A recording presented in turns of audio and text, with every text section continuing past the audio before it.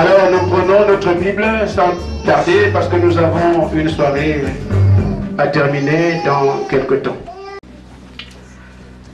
C'est une prédication d'usage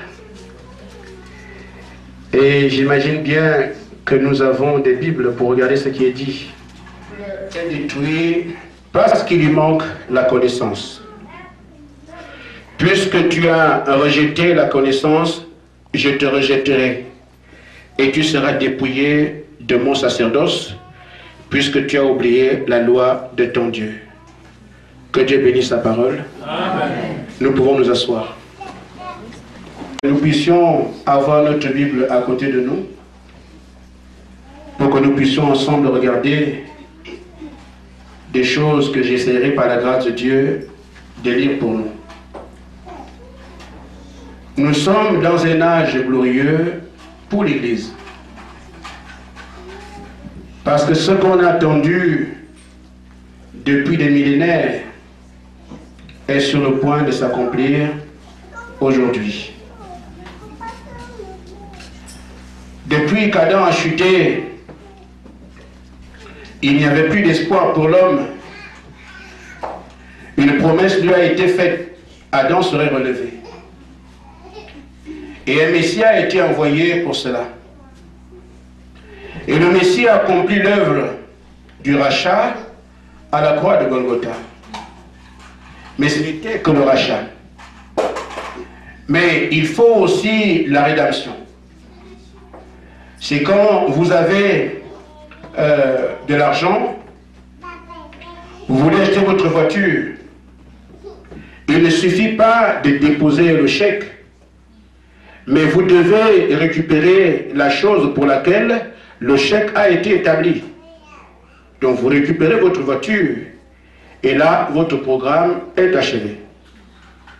Alors Jésus a versé son sang à la croix, c'était pour nous racheter. Mais il a dit, je m'en vais au Père, je reviendrai récupérer ce pourquoi j'ai donné ma vie. Et c'est la grande attente qui est celle du croyant. Que nous soyons chrétiens de je ne sais quel bord, mais je crois que l'œuvre de la croix, c'est sur cette œuvre-là que le croyant fixe son regard. Le Seigneur a dit qu'il reviendrait. Et comme nous l'avons chanté, quand le Seigneur viendra, je voudrais faire partie du peuple qui s'en va. Et nous voyons qu'aujourd'hui, le peuple de Dieu est tellement empesé. Parfois, on oublie ça. Nous vivons comme des gens qui n'ont pas cette attente ni cet espoir. Mais Dieu a son programme. Quand Dieu dit une chose, il fait cela aussi. Amen. Donc c'est pour ça que j'estime que nous sommes dans un temps glorieux pour l'Église. Parce que c'est le temps du départ. Les souffrances sont terminées. Les mauvais regards seront terminés. Les mauvais jugements sur les chrétiens seront terminés. Les appréhensions, ça va finir. Parce que nous allons maintenant prendre notre repos en Christ. Mais c'est en même temps un âge horrible pour l'incrédule. Parce que s'il ne s'en sort pas maintenant, il ne s'en sortira plus jamais. Amen. C'est pour ça que j'invite à commencer par les miens ici. À regarder où le prophète vous amène. Le prophète, c'est le prédicateur. Qui comprend la parole de Dieu la donne aux autres est un prophète pour cela. Parce que la Bible elle-même est la prophétie de Dieu. Donc, quand je lis la Bible, je prophétise. Malheureusement, on pense être prophète que celui qu'on dit le prophète viendra. Il y a plein de prophètes ici annoncés. Amen. Quand un homme prend la Bible, la lit au bénéfice de son frère, il lit la prophétie, il prophétise. Il devient pour lui un prophète. Et donc nous devons voir, pendant que nous savons que nous sommes dans un âge difficile, regardez où celui qui nous lit la Bible veut nous amener. Nous, les prédicateurs, avons fait du tort au corps de Christ. Parce que nous avons parfois placé en avant nos intérêts. Je veux avoir une grande église. Alors je peux briser la parole, mais pourvu qu'il y ait des membres à l'église. Je veux que dans le monde entier, on parle de moi. Amen. Je veux avoir beaucoup d'argent. Je je vais avoir une belle voiture. Et parfois même, j'ai raté ma vie dans le monde. Je crois que je peux me rattraper en Dieu. C'est nous qui sommes à l'origine de tous les troubles qu'il y a dans le milieu chrétien. Et je pense qu'il est normal que chaque croyant qui se reconnaît dans cet âge difficile, qu'il y a quelque chose de parfait qui vient, qu'il regarde ce qui est écrit. Amen. C'est la direction que tout prophète doit prendre, c'est la parole, parce que c'est la parole seule qui est la vie. Ne fais pas ceci. Ça ne sert à rien. Il est important aujourd'hui que nous puissions ouvrir nos yeux pour voir. Mais qu'est-ce qu'il essaie de dire? Mais c'est un Africain. C'est peut-être un sans-papier. Mais ce n'est pas un problème de papier, c'est qu'est-ce que la parole dit. Amen. Ah, mais cet homme, il est venu ici pour je ne sais pas quoi, maintenant il devient pasteur. Mais ça n'a rien à voir avec ce qu'il dit. Est-ce que ça change la parole? Ce qui est important, c'est que dans cet âge, où l'Église va être enlevée, qu'on le veuille ou pas, que nous puissions être près de ce que Dieu dit dans sa parole. Alors, voyez-vous que Jésus-Christ, qui est la parole, nous parle encore ce soir. Il est écrit, mon peuple périt faute de connaissance. Vous voyez, ce n'est pas le peuple d'autrui. Dieu s'approprie ce peuple-là. C'est le mien. Mais comment peut-on comprendre que le peuple qui est la propriété de Dieu meurt en même temps? Or, Dieu est la vie. Il doit y avoir un problème qu'on doit démasquer. Mon peuple périt faute de connaissance. Ce n'est pas un peuple qui le rejette. C'est un peuple qui le reconnaît. Un peuple qui proclame l'aimer. Et il reconnaît que c'est son peuple. Mais c'est quand même de ce peuple qu'il dit, il périt quand même. Pourquoi? Parce qu'il lui manque la connaissance. Maintenant, remarquez, il y a deux peuples sur la terre, qu'on le veuille ou pas.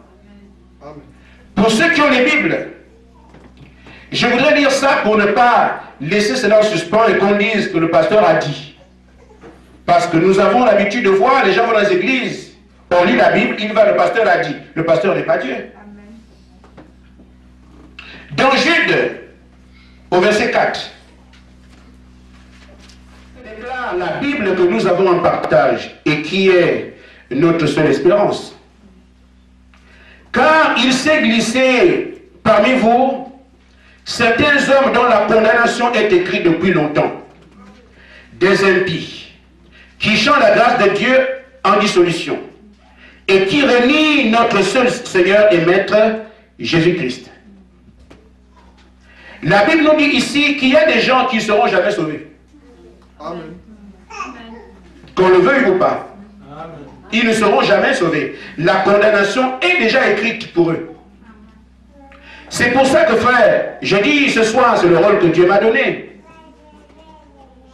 Nous prêtons trop attention à ce que dit l'ami, à ce que dit le frère, à ce que dit le pasteur. Amen. Nous avons intérêt aujourd'hui à prêter attention à ce que Dieu dit. Les gens prient peu. Et quand nous voyons des gens aller en prière aujourd'hui, il a besoin d'une voiture. Il craint le licenciement. Il veut avoir de l'argent. Mais la chose la plus importante que nous puissions avoir, c'est notre âme. Le ciel et la terre passeront, mais la parole dans laquelle nous devons poser notre âme ne passera jamais. Et c'est l'âme qui pêche, c'est l'âme qui mourra. Celle qui reçoit la parole a la vie. Mais à quoi sert-il à un homme de gagner le ciel et la terre s'il perd son âme, dit l'apôtre Paul? Ou du moins, même dans les épîtres, dans les évangiles, on trouve ça. Dans Luc, je crois. Amen. Voyez-vous, nous prêtons trop attention à ce que l'autre a dit. Et nous pensons que comme nous disons que tel est perdu, que c'est là que nous sommes sauvés. Mais c'est faux. On peut passer notre temps à dire que les catholiques iront en enfer, ça ne vous sauve pas. Amen. On passe le temps à dire ça, les faux prophètes, ça ne vous sauve pas. Les témoins de Jéhovah sont perdus, ça ne vous sauve pas. Amen.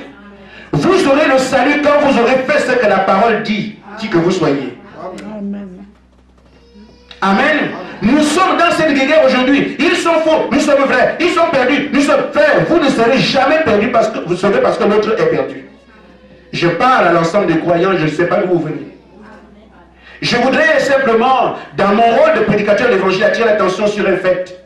Il y a un enlèvement qui pense sur notre nez. Amen. Il faut alors que nous soyons prêts. Amen. Que vous soyez blanc ou kaki, jaune, vous êtes la créature de Dieu. Et il vous réclame maintenant même. Amen. On pense qu'on est partout, on la vallée. En tout cas, je savais qu'il y a rien là-bas. Tu ne recevras rien. Amen. Amen. On est venu en disant, oh lui, la scène d'abonné, lui, montre autre chose. On n'a entendu parler de lui. Tu ne recevras rien. Mais celui qui veut que Dieu lui parle, vous ne sortirez pas d'ici avant d'avoir su ce que Dieu veut vous dire. Alors, ceux dont le nom est écrit par rapport à la condamnation, nous voyons aussi qu'il y a un groupe dans Apocalypse 13:8. Le Seigneur dit, ceux-là, leur nom est écrit dans le livre de vie avant la fondation du monde. Amen. Il y a donc ces deux groupes. Mais nous ne savons pas qui est qui pendant que nous parlons de Dieu. Amen. Amen. Amen. Quelqu'un viendra vous dire, oh, ne va pas là-bas, n'écoute pas. Mais tu ne sais pas de quelle semence il est. Amen. Amen. Il est temps que chacun se débrouille. Mais, qu'est-ce qui se passe, frère? La parole dit, le peuple meurt parce qu'il lui manque la connaissance. Mais de quelle connaissance il s'agit? Mais les savants sont dedans. Ils sont les maîtres de la connaissance mondaine. Les médecins sont dedans. Amen. Les ingénieurs sont dedans. Mais ce n'est pas de cette connaissance qu'il s'agit. Il s'agit de la connaissance selon Dieu. Or, cette connaissance-là n'est pas à la portée de qui veut. Amen. C'est une connaissance mystérieuse. Dans Matthieu 13, au verset 11, j'ai lu seulement, je parlerai très peu, mais j'ai fait parler le Seigneur. Dans Matthieu 13, 11,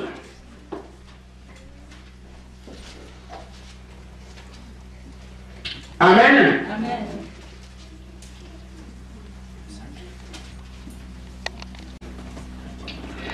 Jésus dit ceci, Jésus lui répondit.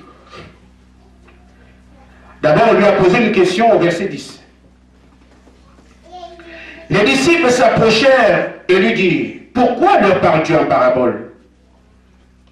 Jésus leur dit, parce qu'il vous a été donné de connaître les mystères du royaume des cieux, et cela ne leur a pas été donné. Amen. Amen. Et pourtant, ces gens venaient écouter la même parole. Mais il sait aussi qu'il y a des gens qui ont accès à la vie et d'autres non. Et le même Jésus, quand il parle, il donne les paraboles, et les disciples ne comprennent pas, mais Seigneur, pourquoi tu leur parles en parabole? Il dit non, il ne leur a pas été donné de comprendre ces mystères-là. Alors la parole, même au temps de Jésus, était mystérieuse. C'est pour ça que nous prenons très facilement les évangiles. Mais demandez aux gens d'aller à l'Apocalypse, ils voient les serpents. Parce que la parole est mystérieuse. Et beaucoup pensent que la Bible se contredit, c'est impossible. Mais quand on est dans cet univers, nous redescendons avec une compréhension claire de la parole. Pour ceux qui ont fait l'expérience, ils comprennent très bien de quoi je parle. Amen. Donc, à chaque fois, quand le Seigneur vient et qu'il manifeste quelque chose, il y a des gens qui sont appelés à comprendre ce qu'il fait. Et dans quoi le monde se trouve. Il y a d'autres qui n'ont pas cette portée-là. Et le Seigneur regrette de ce que ceux qui sont son peuple, qui aiment la parole, qui vont à l'église, meurent quand même. Parce qu'ils ne cherchent pas à entrer dans la parole mystérieuse. Ils restent au bas de l'échelle. Je suis chrétien, il dort avec ça. Au frère, as-tu le Saint-Esprit? Oui, j'avais parlé en l'an 72. Oui, j'ai le Saint-Esprit. Amen. Frère, oui, je suis chrétien, tu ne sais pas que je suis diacre. Les diacres iront en enfer. Amen. Les prédicateurs seront perdus. Et parfois le sont maintenant. Mais où en es-tu avec ton Seigneur aujourd'hui? Les expériences qu'il y a 10 ans, c'est bien. Mais si le Seigneur venait aujourd'hui, il te prouve avec quelle expérience? Amen. Amen. Nous voyons nos frères que après que le Seigneur soit parti, Les apôtres prennent le relais. Et le plus brillant d'entre eux, l'apôtre Paul, il dit dans 1 Corinthiens chapitre 2, verset 10. Amen. J'ai vu d'aujourd'hui qu'on dise que c'est moi qui ai parlé. Le pasteur a dit, c'est la Bible que nous avons. Et je crois que je me ferais mieux comprendre comme ça. 1 Corinthiens chapitre 2. Du verset 6 au verset 10. L'apôtre Paul dit ici, cependant, c'est une sagesse que nous prêchons parmi les parfaits. Sagesse qui n'est pas de ce siècle, ni des chefs de ce siècle, qui vont être anéantis. Nous prêchons la sagesse de Dieu mystérieuse et cachée, que Dieu avant des siècles avait destinée pour notre gloire. Sagesse qu'aucun des chefs de ce siècle n'a connue. Car s'il eût connu, il n'aurait pas crucifié le Seigneur de gloire. Mais comme il est écrit, ce sont des choses que l'œil n'a point vues, que l'oreille n'a point entendues, qui ne sont point montées au cœur de l'homme, des choses que Dieu a préparées pour ceux qui l'aiment. Dieu nous les a révélées par l'Esprit, car l'Esprit sonde tout, même les profondeurs de Dieu. Encore une fois, et pourtant, Jésus dit, allez dans le monde entier, prêchez la bonne nouvelle à toute la création. Mais dans la prédication des hommes envoyés de Dieu, il y a quand même des mystères qu'un seul un petit peuple comprendra. Et c'est pour ça que, frère, en ce temps-là, les apôtres prêchent la parole. Mais puisqu'ils prêchent un évangile qui n'est pas accessible à tous, mais ils sont emprisonnés. Amen. Comment quelqu'un vient vous apporter la vie de Dieu, vous trouvez qu'il est bon pour la tôle? On va enfermer Pierre, on va enfermer Paul, parce qu'ils prêchent quelque chose qui n'est pas terrestre.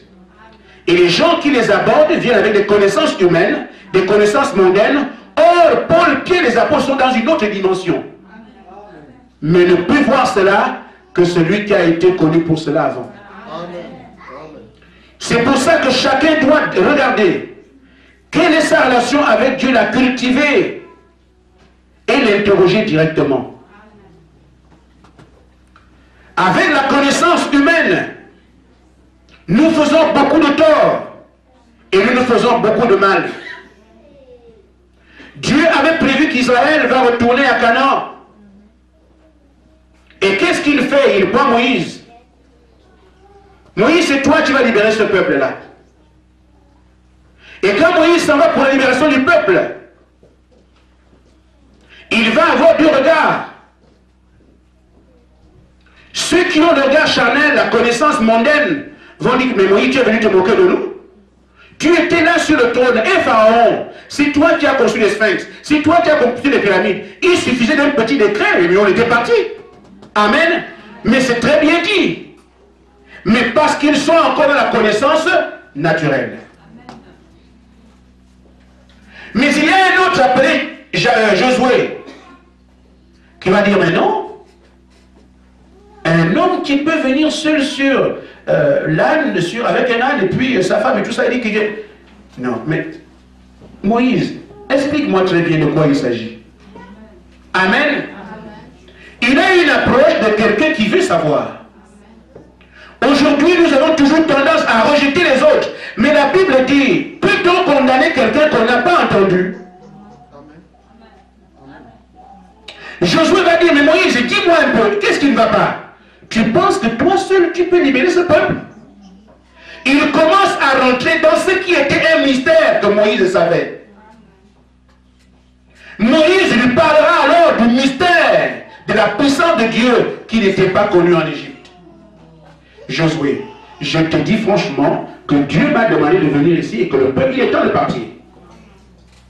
Mais Moïse dit ce qu'on ne blague pas avec ces choses. Josué reste tranquille. Il pose le bâton au sol et il devient un serpent. Ah, c'est incroyable. Mais je t'ai dit que Dieu m'a parlé. Là, je comprends. Amen. Il est rentré dans le mystère de la délivrance. Parce qu'il a d'abord été quelqu'un d'interrogatif. je vais bien voir, mais qu'en est-il? Mais d'autres sont restés loin. Allez, ils se moquent de nous. Ils étaient les pieds nus. Ils étaient pas ici. Ils se moquent de nous. N'écoutez pas, n'allez pas. Parce qu'ils n'ont pas cherché à entrer dans le mystère. La même chose est arrivée à ceux qui ont vu l'apôtre Paul. Amen. Quand nous n'avons pas le langage de Dieu, j'ai vu l'Église prier plus que vous le parlez. L'apôtre Paul a persécuté les églises. Il a fermé les églises. Il avait le mandat du Saint-Esprit de faire ce travail-là. Mais une fois que Jésus-Christ a rencontré la colonne de feu, le même Paul se tourne vers les églises pour parler du Seigneur qu'il a persécuté. Mais il y en a qui sont là. Ah, il a dit non, pardon. Ah non, il faut fuir. Amen. Ils ont raison. Mais c'est toi qui as fermé l'église qui est là-bas. Frère, je suis devenu. Non, moi je ne veux rien avoir avec toi. Amen. C'est toi qui as fermé l'église là. On a tu étais là. Des choses qui sont vraies. Mais laisse aussi Paul te dire ce qu'il vient de voir. Amen. Mais ceux qui sont entrés dans la colonne de feu voient le secret de Paul Ananias.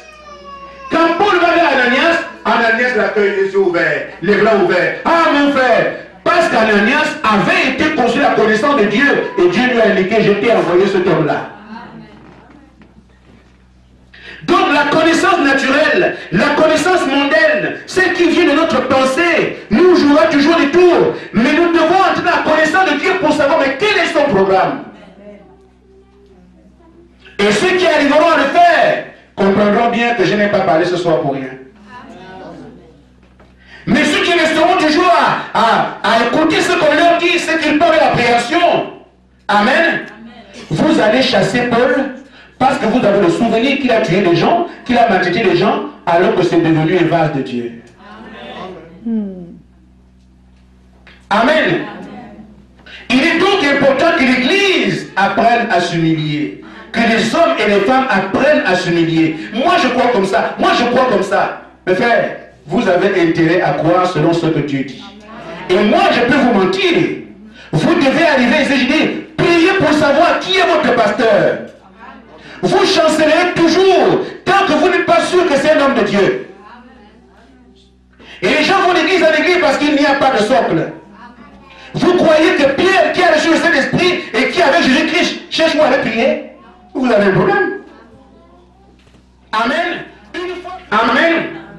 Remarquez, frère, j'en parle ce matin, mon peuple meurt faute de connaissance. Je voudrais que nous revenions dans l'âge dans lequel nous vivons maintenant.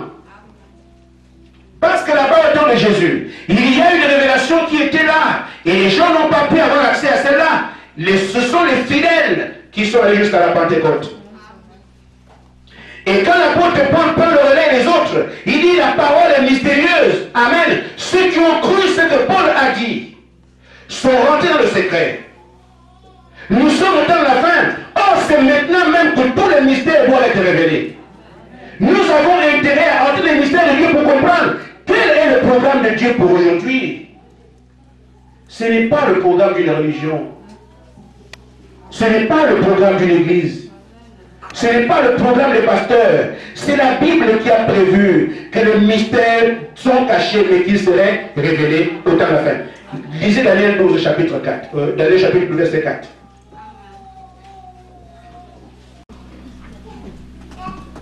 Alors Daniel a vu les temps messianiques. Pour ceux qui ont la Bible que j'ai, lui second. Il dit donc, verset 4, toi Daniel, tiens secrète ces paroles, et c'est le livre jusqu'au temps de la fin, plusieurs le liront et la connaissance augmentera. Amen. Mais je n'écris pas la Bible.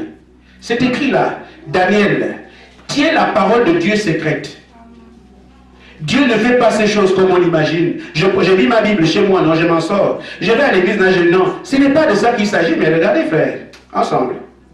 Daniel, mon prophète, tiens ces paroles secrètes, c'est le livre, mais c'est seulement au temps de la fin que la connaissance des hommes augmentera. Ça c'est écrit, ce n'est pas ma parole.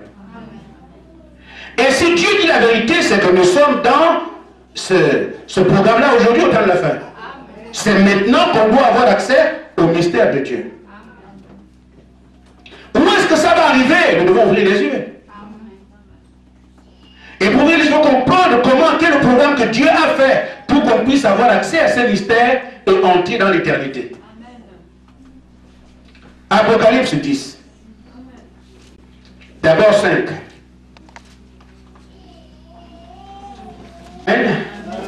Le mot Apocalypse ne doit pas faire peur. Ça veut seulement dire révélation.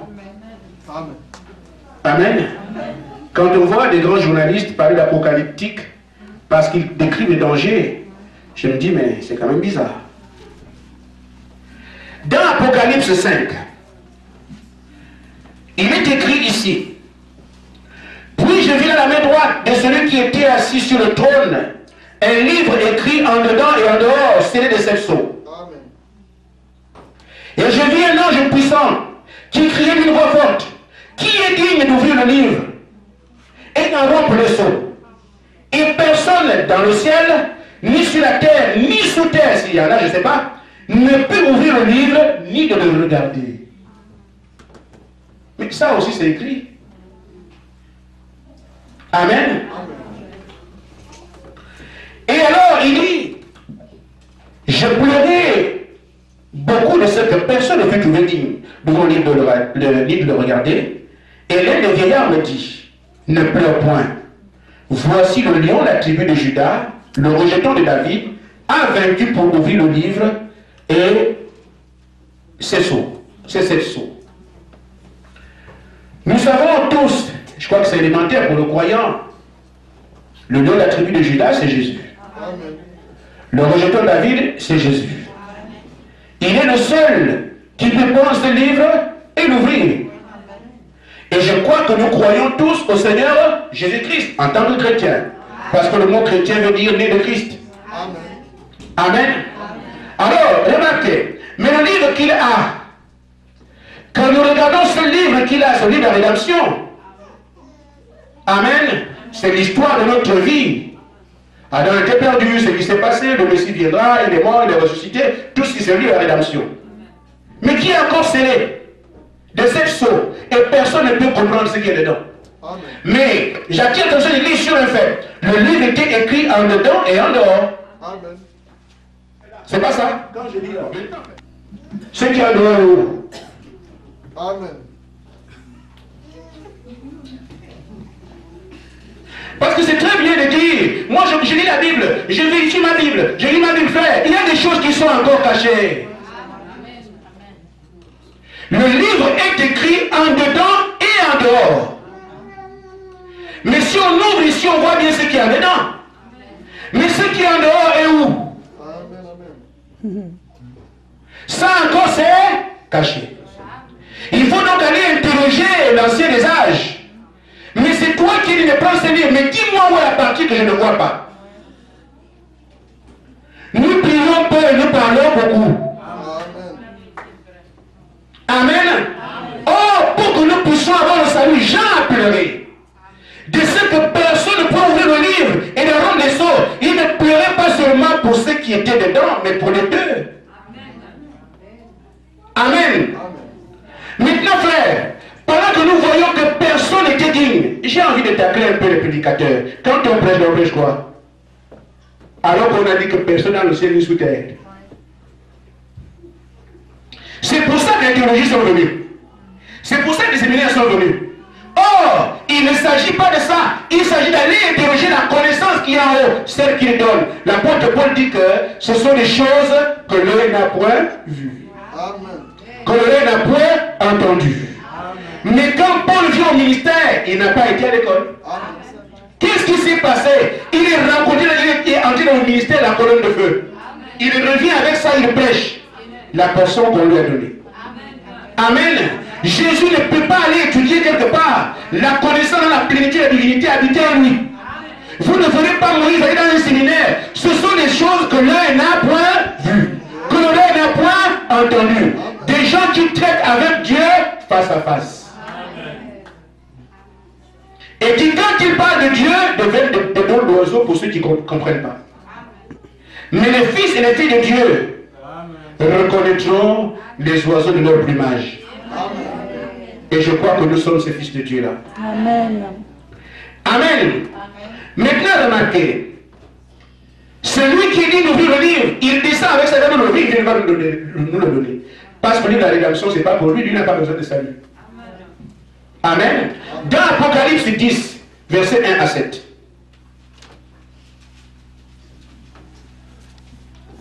Dans quelques temps, juste avec une interrogation.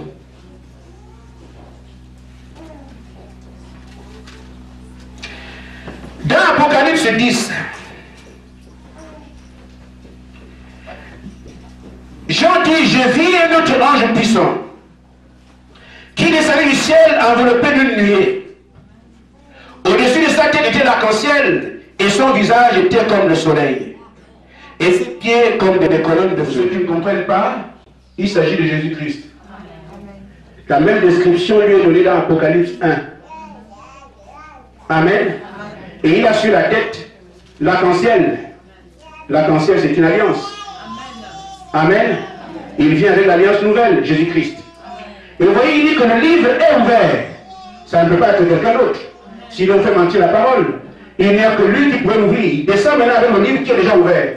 Mais quand il descend avec le livre ouvert, la Bible dit, il pose son pied sur la mer, ce qui n'est pas au ciel. Il est maintenant ici. Amen. Il veut maintenant ce livre que personne ne pouvait voir, ni comprendre tout ça. Il veut que l'homme ait accès à ce livre-là. Il descend. Ça, c'est ce que Jean a vu. Hein? Et il nous raconte ce qu'il a vu. Donc, nous ne devons plus demeurer dans le mystère. Nous devons connaître maintenant le mystère. Amen. Amen. Et c'est quand on a identifié le mystère que l'épouse se prépare. Alors, il dit, et il cria d'une voix forte comme rugit un lion. Amen. Mais quand un lion rugit, c'est son langage. Amen. Un lion ne fait pas le courrier. Il n'a pas de portable. Donc quand le lion rugit, c'est son langage. Amen.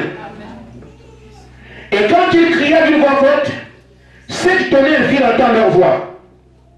Et quand les sept tonnerres firent entendre leur voix, j'allais écrire. En d'autres termes, Jean a entendu, il a compris ce qui se passe. Or, qu'est-ce qu'un tonnerre? C'est la voix de Dieu. Si vous voulez voir, monter dans Deutéronome, vous allez voir que Israël voulait que Dieu lui parle. Et quand Dieu descendit sur la montagne, c'était le voix de tonnerre. Amen. Et on retrouve le même tonnerre ici, qui montre que c'est Dieu qui parle ici de nos gens. Amen. Et Jean a entendu ça, ce que les tonnerres ont dit, à leur terme, le contenu du livre. Amen. Et on lui dit, il a dit, j'allais écrire, parce qu'il a bien entendu, mais il veut écrire. On lui dit, c'est ce qu'on dit, les sept tonnerres, il n'écrit pas. Frère, vous avez ici votre partie qui est au-dessus du livre.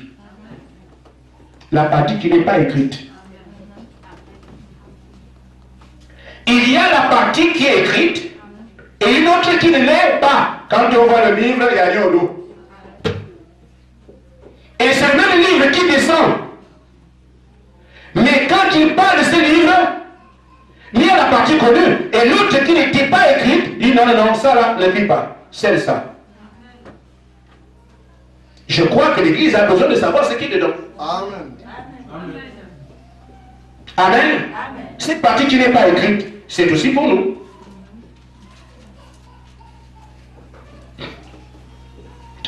C'est ce qu'on dit les sept tonnerres n'écrit pas. Et l'ange que je voyais debout sur la mer et sur la terre leva sa main droite du ciel et dit qu'il n'aurait plus de temps. Mais il dit, au jour de la voix du septième ange, quand il sonnerait la trompette, le mystère de Dieu s'accomplirait comme il l'a annoncé à ses serviteurs, les prophètes. Amen. Nous devons donc arriver à identifier quel est ce septième ange. Amen. Qui va nous révéler ces mystères que nous attendons. C'est valable pour vous, c'est valable pour moi. Quiconque a intérêt, qui sait que Jésus-Christ a dit qu'il viendrait nous chercher, Jésus descend avec le livre, mais il choisit que c'est le septième ange qui va dévoiler ces mystères. Et quand les gens rencontrent ce mystère-là, ils trouveront la divinité. Amen. Amen. Or, nous savons qu'il y y a 7 sceaux. C'est ce que la Bible dit. Maintenant, je vais faire un petit dessin pour faire comprendre le scellement et les sceaux. On faisait le livre comme ça, à l'époque c'était des rouleaux. On met comme ça, on ferme. Là, vous avez le premier sceau qui est fermé. J'amène encore.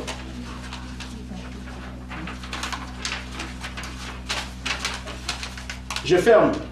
Vous avez le deuxième seau. Et les rouleaux sont là. Et vous voyez que le deuxième seau contient le premier. Le troisième seau contient les 2 premiers. Le 4e contient les 3 premiers. Jusqu'à ce que le 7e seau ferme. Alors, on ne peut pas avoir l'ouverture du premier seau en bas tant que le 7e est ici. Amen. Amen. Donc, il faut alors, puisqu'il y a 7 seaux, il y a aussi 7 anges envoyés à l'église. Il faut que le dernier ange, le 7e ange, quand il vient, quand il ouvre son seau, alors tous les seaux sont ouverts. C'est pour ça qu'il dit, c'est quand le 7e ange viendra, c'est là que tous les mystères seront dévoilés. Amen. Et le 7e est le dernier. Nous tombons directement au temps de la fin. Amen. Et comme nous tombons au temps de la fin, s'accomplit ce que Daniel a dit. C'est au temps de la fin que la connaissance augmentera. Amen. Pourquoi ces gens détiennent les secrets de cette sceaux? Amen. Amen. Maintenant, frère, une fois alors que les sceaux sont ouverts, nous devons savoir quels sont les mystères qui étaient cachés. Amen. Je vais juste vous citer quelques-uns et avancer. Parce que je suis pratiquement à la fin. Je dis pratiquement, je ne suis pas encore à la fin. Amen. Vous êtes fatigué? Alors, mon petit frère, je vais seulement vous donner les quelques mystères qui sont. Et nous comprendrons peut-être ensemble le déroulement de certaines choses que nous voyons autour de nous. Il y en a à peu près 17. L'Église doit connaître ces mystères-là. Numéro 1, le mystère du royaume des cieux. À quoi consiste-t-il? Le royaume des cieux, vous trouverez ça dans Matthieu 13, de 3 à 15. Le mystère de l'aveuglement d'Israël doit être connu à l'Église. Parce que si l'Église ne sait pas quelle vie mène Israël, l'Église sera surprise par rapport à l'enlèvement. L'Église a reçu la parole aujourd'hui. Et en ce temps-là, Israël est aveuglé. À partir du moment où Israël commence à voir, le temps de l'Église est terminé. Amen. Donc, l'Église doit suivre de près le mystère de l'aveuglement d'Israël. Si vous entendez qu'il y a un réveil en Israël, vous êtes restés. Le mystère de la translation ou de l'enlèvement. La Bible dit que dans Thessaloniciens 4, c'est là que se trouve ce mystère-là. Il y aura la voix d'archange, il y aura un signal rouge, il y aura une trompette. Entrez dedans, venez me dire. J'ai besoin de ça. Il y a le mystère de l'Église du Nouveau Testament, le corps de Christ. Beaucoup d'y sont dans le corps aujourd'hui, leur vie témoigne de ce que le diable gère. Amen. Amen. J'ai le Saint-Esprit, mais j'ai quand même un copain. Amen. Amen. C'est parce qu'on ne comprend pas ce que c'est. Mais on lit la Bible, le Saint-Esprit. Mais tant qu'on n'entre pas dans le ministère, Amen. On ne rentre pas dans le ministère, on pense que ce qu'on confesse c'est la réalité. Amen. Amen. Je crois que si l'esprit de Michael Jackson vient sur moi, vous me verrez faire. Vous n'allez pas poser des questions. Ça c'est Michael Jackson, oui. Son esprit est là. Amen. Amen.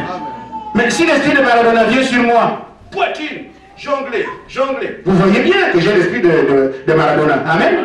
Mais quand l'esprit de Christ vient en vous, ça doit être la même chose. Amen. Et quand vous avez Christ en vous, il y a quand même les dragueurs et tout ça, il y a la vie que vous menez, la saleté dans les bars et tout ça. Vous voyez si Christ allait rester dans un bar et boire, vous allez me dire, d'accord, il a multiplié l'eau en vin. Il y a des gens qui font des combines autour de Jésus-Christ. Regardez seulement sa vie, laquelle il a menée, comparez avec la Bible, vous comprendrez. Il n'est pas tard de recevoir le véritable Saint-Esprit. Le temps des à peu près est terminé. Celui qui a le Saint-Esprit ne fait pas semblant. Il vit comme ça tous les jours de sa vie. On ne peut pas prendre un chien à aboyer. L'aboiement est dans le chien. Quand tu vois, tu dis au chien, mais aboie un peu, aboie. C'est que ce n'est pas un chien. Un croyant qui essaie de bien se comporter devant les gens pour qu'on trouve qu'il est chrétien, il y a un problème. Ça doit couler seul. Le mystère du Saint-Esprit. J'arrive encore avec le mystère. Le mystère de l'épouse. Parce qu'il y a l'église, il y a aussi l'épouse. Les deux parlent du même Dieu. Mais une partie va dans le feu, l'autre va monter en enlèvement. Un mystère. Amen. Le sixième, c'est le Christ vivant. Jésus-Christ est le même hier, aujourd'hui et pour toujours. Ce mystère-là doit être connu à l'église. Les œuvres que j'ai faites, vous les ferez aussi. Amen. Comment ça peut arriver? Mais je crois en Dieu, mais je n'arrive pas à faire ces choses-là. Il y a un mystère. Amen. Amen. Le mystère de celui qui est Dieu. Dieu aujourd'hui. Le monde de la chrétienté, je crois qu'on a beaucoup de choses à considérer de près. Vous allez voir les musulmans. Quel est votre Dieu? Allahu Akbar. Amen. Vous allez voir les Indiens. Quel est votre Dieu? Manitou. Ces gens-là sont quand même à mesure de vous identifier leur Dieu en donnant un nom. Amen. Quand on arrive chez les chrétiens, quel est votre Dieu? Dieu le Père, Dieu le Fils, Dieu le Saint-Esprit. Mais quel est son nom? De toute façon, Dieu le connaît. Amen. Mais Dieu a un nom. Amen. Comment les païens, les créatures de Dieu identifient quand même leur Dieu par des noms précis, mais quand on arrive chez les croyants, ils ne savent pas. Il y a des titres de Dieu. Il y a aussi le nom de Dieu. Amen. Dieu est un créateur, il est un père, il est un fils. La nature de Dieu, c'est le Saint-Esprit. Dieu est saint et il est esprit. Amen. Ça montre qui il est, c'est comme un humain propre. Ce n'est pas le nom de Dieu, ce sont qualificatifs. On en fait un être. Troisième personne. Mais c'est un titre. Derrière cela, il y a un nom. Emmanuel, Dieu avec nous, aura un nom. Jésus. Amen. Amen. Ça, c'est le nom humain de Dieu. Je ne veux pas entrer dans les polémiques. C'est ce que je crois. Un autre mystère. Je vous dis, juste 17, je ne développe pas. Donc seulement les mystères. Vous prierez Dieu pour voir si ce mystère-là existe. Amen. Le mystère de l'iniquité. Savoir ce qui est péché, ce qui ne l'est pas. Amen. De toute façon, quand le pasteur commence à tomber avec les jeunes filles à l'église, oh, alors vous savez, c'est un homme. Il faut comprendre. Frère, n'importe quoi. Quand le pasteur est tombé, l'église est finie. Amen. Amen. Le canal par lequel Dieu passe doit être limpide. Amen. Tout ce qu'il prêche, si lui est souillé, l'église est pourrie. Mais qu'est-ce qu'on va dire? Vous savez, pourquoi? Parce que le mystère de l'iniquité, on ne le connaît pas. Qu'est-ce que Dieu condamne, qu'est-ce que Dieu ne condamne pas? Oh, vous savez, Dieu est amour, nous sommes des hommes et nous sommes faibles. Mais à qui Dieu a dit d'être parfait? Ce n'est pas aux hommes. Vous croyez que c'est trompé? Nous avons plus besoin de corriger nos vies qu'à faire des tambours autour de ça, que Dieu est amour, Dieu est amour. Je vous dis, frère, Dieu est amour, c'est lui aussi qui a envoyé le déluge. Amen. Amen. Amen. Dieu est bien amour, il n'a jamais changé. C'est lui qui a envoyé le feu à Sodome et Gomorrhe. Amen. Amen. Amen. Si ça peut entrer, c'est bien. D'autres mystères. Le mystère de cette étoile d'Apocalypse. Il y a 7 étoiles dans l'Apocalypse. Une étoile est un messager. Amen. Jésus a cette étoile entre ses mains. Il dit d'âge en âge, il nous envoie des messagers. Mais nous avons su qu'il n'y a plus de prophètes qui viennent. Mais la Bible n'en parle pas. Amen. Chacun tire la couverture de son côté, il n'y a plus de prophètes. Mais si quelqu'un sait où ça écrit, bon, qu'on voie.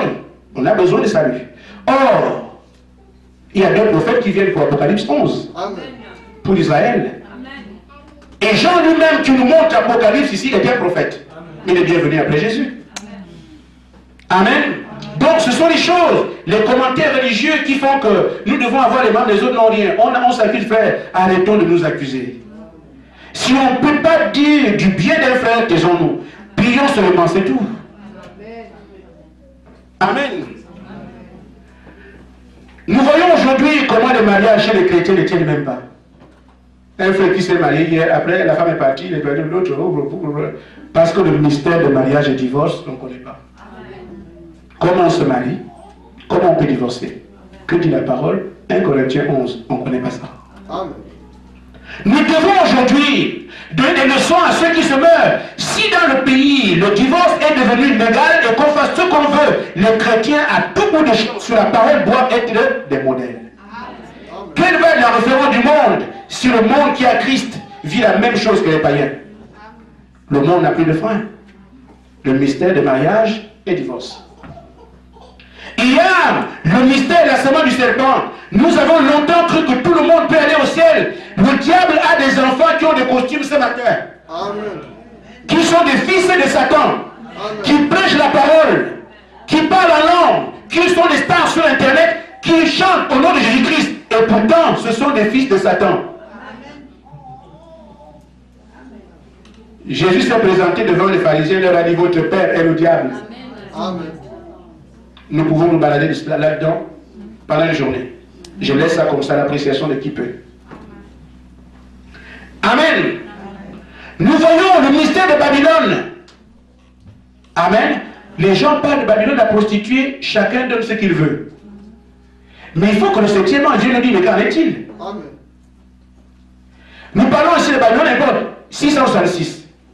Il y a des gens qui disent 666, c'est le code. Les codes barres quand on fait des achats là. Amen. La Bible a dit qu'on calcule ça. Amen. La marque de la bête se calcule. Vous faites les calculs 1 plus 1, 2 plus 2, tout ça vous tombez sur 666. Il n'a pas dit que ça va être sur les tissus. Amen. Amen. Et juste une petite ouverture. La marque de la bête, c'est exactement la même chose que la marque de Dieu. Amen. Ce sont les marques spirituelles. Amen. Vous recevez le Saint-Esprit en croyant la vraie parole, vous êtes aussi marqué en recevant la fausse parole. Amen. Parce que chacun a son filet. Amen. Il jette ici pour marquer la bête, l'autre jette pour marquer l'esprit. Un jour, on en reparlera. Maintenant, je vais m'arrêter là pour ce qui est le mystère. Alors remarquez, ce sont ces mystères-là qui font que l'Église se perfectionne. Nous avons toujours entendu, on ne peut pas être parfait, nul n'est parfait. Mais Jésus a dit, soyez parfaits comme votre Père est parfait. Amen. Si on ne l'est pas aujourd'hui, on peut quand même commencer à se dire, j'étais celui-ci, je ne suis plus celui-là. Amen. Amen. Pourquoi? Nous ne pouvons pas être parfaits parce que nous voulons. Mais si la perfection s'investit en vous, il vous confère sa nature. C'est ça qu'il faut chercher. Et donc voyez-vous ce mystère, la Bible dit qu'il devait être révélé par le 7e ange. Et l'information que je vous donne, c'est que le 7e ange a déjà dévoilé tout ça. Les 7 choses sont déjà sur la terre. Amen. J'ai donné l'information. Maintenant, le problème c'est, quelle attitude allons-nous avoir vis-à-vis de ça? Si j'avais un conseil à donner, je prendrais seulement 2 exemples.